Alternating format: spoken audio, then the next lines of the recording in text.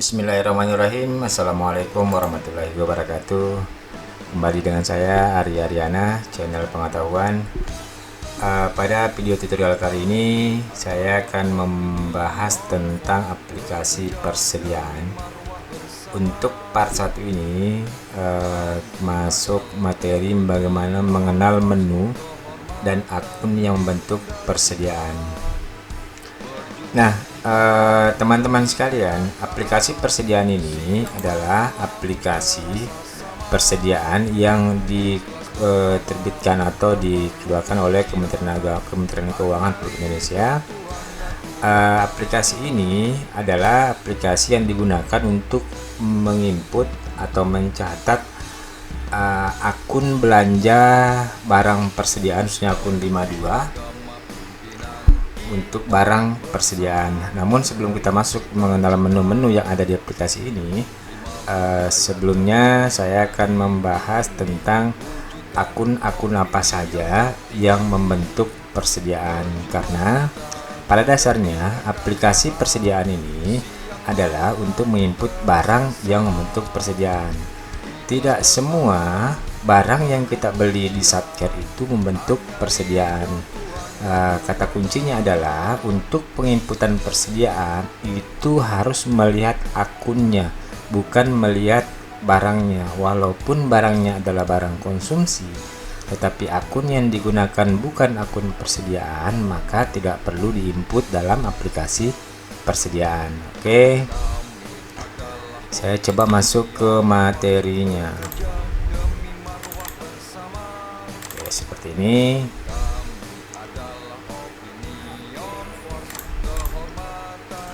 Nah, akun belanja yang membentuk persediaan. Oke, saya sudah tampilkan seperti ini. Pertama adalah akun 521811. Akun ini adalah akun yang digunakan untuk pembelian barang konsumsi habis pakai. Contoh misalkan kertas, pulpen, tinta, makanan, minuman, pensil, penghapus, dan lain sebagainya. Intinya, jika ada akun 521811 dalam Satker teman-teman, maka apapun yang dibeli nantinya maka harus diinput, karena itu adalah akun yang bentuk barang persediaan. Tetapi walaupun ada pembelian kertas, pulpen, dan lain sebagainya, jika tidak menggunakan akun 521811 maka tidak perlu diinput dalam aplikasi persediaan. Sekali lagi saya terangkan bahwa dalam aplikasi persediaan tidak melihat barangnya tetapi melihat akunnya, karena jika teman-teman ada akun 521811, jika tidak diinput dalam aplikasi persediaan maka akan memunculkan persediaan belum diregister pada aplikasi Saiba atau Rekonnya. Begitu juga sebaliknya, jika teman-teman menginput kertas, pulpen, tinta, makanan, dan lain-lain tidak menggunakan akun ini, juga, maka pasti akan muncul persediaan belum diregister pada sisi kredit. Selanjutnya akun 523112. Akun ini adalah akun yang digunakan untuk pembelian persediaan untuk pemeliharaan gedung dan bangunan. Misalkan tempat sampah, sapu, balon lampu, kemoceng, dan lain-lain. Artinya barang akun ini digunakan untuk pembelian semua barang yang digunakan untuk pemeliharaan gedung dan bangunan. Engsel pintu juga masuk dalam akun ini.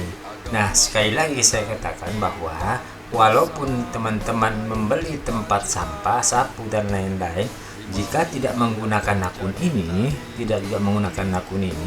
maka tidak perlu diinput di Simak BMN.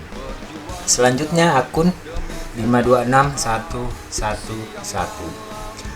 Akun ini adalah akun yang digunakan untuk persediaan yang akan diserahkan ke masyarakat. Misalkan contoh jas alma mater, belangko jasa, rapot, dan lain-lain. Intinya teman-teman, jika ada persediaan barang tetapi akan diserahkan ke masyarakat atau ke siswa atau ke yang lainnya, maka pastikan menggunakan akun 52611. Begitu ya sebaliknya, jika ada pembelian ini tidak menggunakan akun 526 walaupun yang dibeli jasa alamater, maka tidak perlu diinput di SIMAK BMN. Untuk tertibnya administrasi, maka sebaiknya menggunakan akun 526. Jadi dalam proses perencanaan seharusnya teman-teman itu sudah menganggarkan untuk ketiga akun ini. Oke teman-teman, kita lanjut untuk masuk ke mengenal menu-menu yang ada di aplikasi persediaan. Nah teman-teman, di aplikasi persediaan ini tapi sebelum saya membahas ini, aplikasi persediaan ini adalah akun nantinya aplikasi yang nantinya akan mengirim ke SIMAK BMN, dari SIMAK BMN lalu dikirim ke Saiba, lalu dikirim ke Rekon. Oke, yang pertama teman-teman adalah tabel referensi. Oke, di sini ada bagaimana untuk pembuatan user atau satker di aplikasi persediaan ini sama dengan cara pembuatan satker dan user pada aplikasi SIMAK BMN. Lalu di sini ada tabel barang. Nah, yang saya akan hanya menjelaskan menu-menu yang sering kita gunakan dalam penginputan di satker. Oke, di sini pertama adalah tabel barang. Nah, teman-teman, jika teman-teman adalah satker baru, maka yang pertama yang harus kita lakukan adalah setelah membuat user, maka adalah menginput tabel barang. Nah, di sini teman-teman, kita menginput tabel barang sesuai dengan apa yang kita lakukan pembelian, misalkan sapu.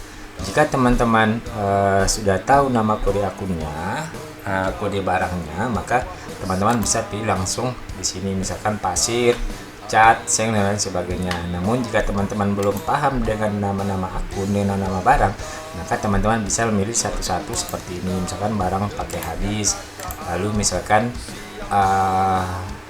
untuk alat bahan kegiatan kantor, lalu misalkan sini pilih soal alat tulis. Nah di sini ya kan sudah otomatis muncul nama barangnya. Oke, sip. Lalu masuk ke menu transaksi. Jadi untuk tabel referensi yang paling sering kita gunakan adalah tabel barang. Sekarang kita masuk ke transaksi. Nah teman-teman, pertama ada namanya persediaan masuk. Di persediaan masuk adalah menu yang kita gunakan untuk menginput barang-barang yang sudah kita lakukan pembelian atau barang-barang yang berasal dari saldo awal, transfer masuk, hibah masuk, rampasan, dan lainnya. Hampir sama dengan di SIMAK BMN.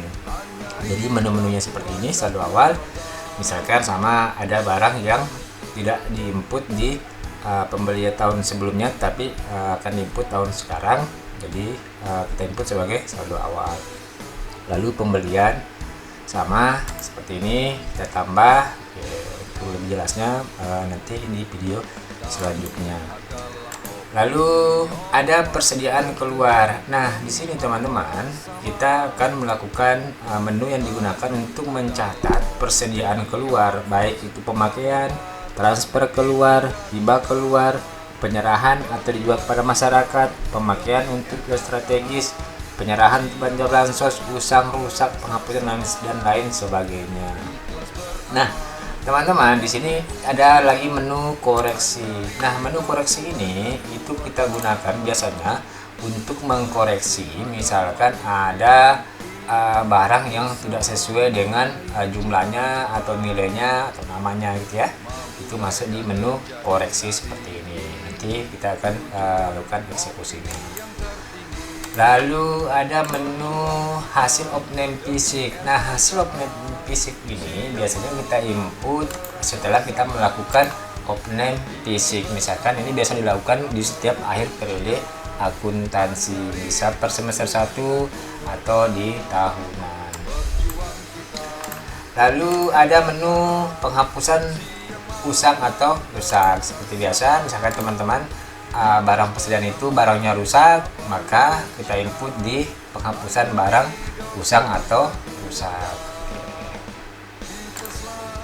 Lalu kita masuk ke laporan. Nah, teman-teman, di sini yang paling sering kita gunakan adalah tentu laporan posisi persediaan di neraca. Nah, ini teman-teman untuk meng-cross check posisi persediaan di neraca. Misalkan tanggal 30/06/2020 akan muncul seperti itu. Ini belum ada karena belum ada penyebutan. Oke.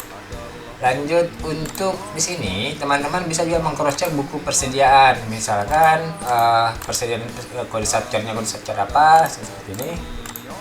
Ini nama barangnya.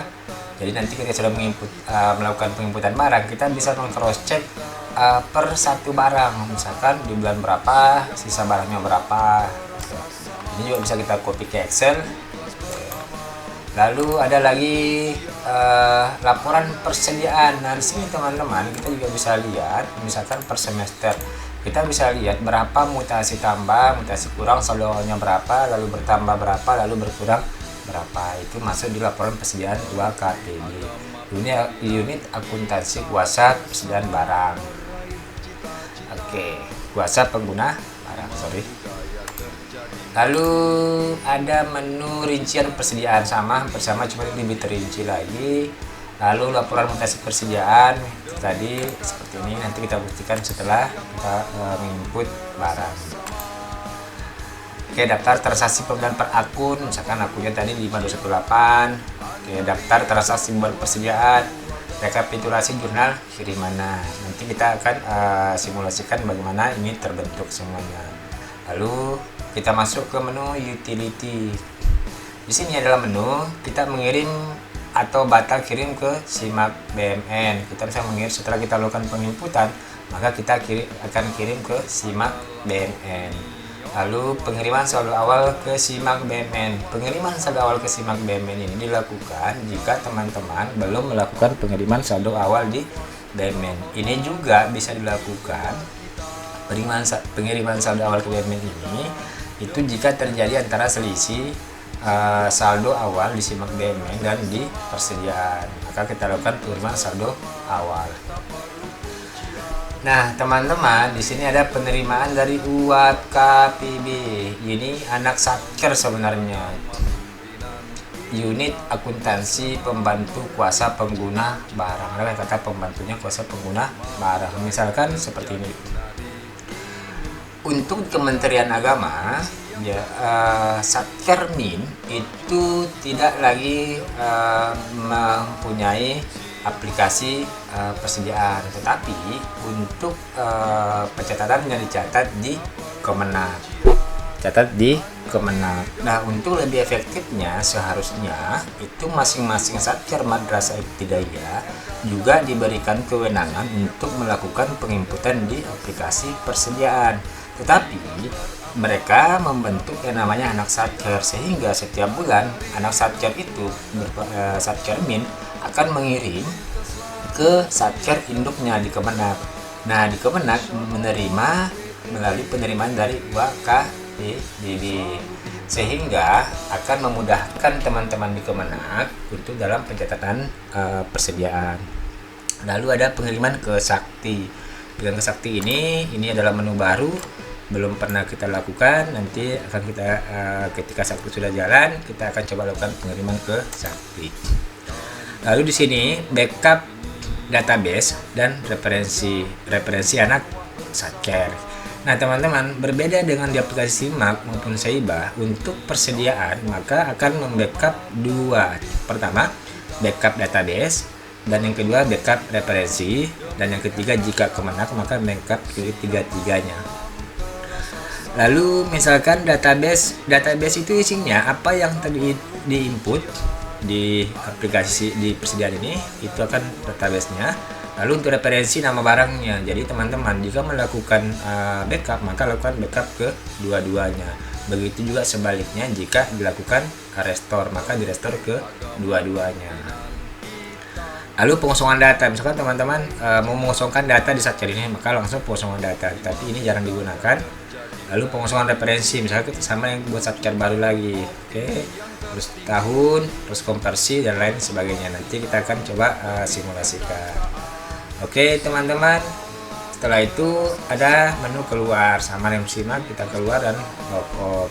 Untuk video part 1 ini kita sudah mengenal menu-menu serta akun-akun apa saja yang bentuk persediaan. Selanjutnya kita akan ketemu di part kedua, membahas tentang bagaimana proses penginputan barang di aplikasi persediaan. Sekian, wassalamualaikum warahmatullahi wabarakatuh.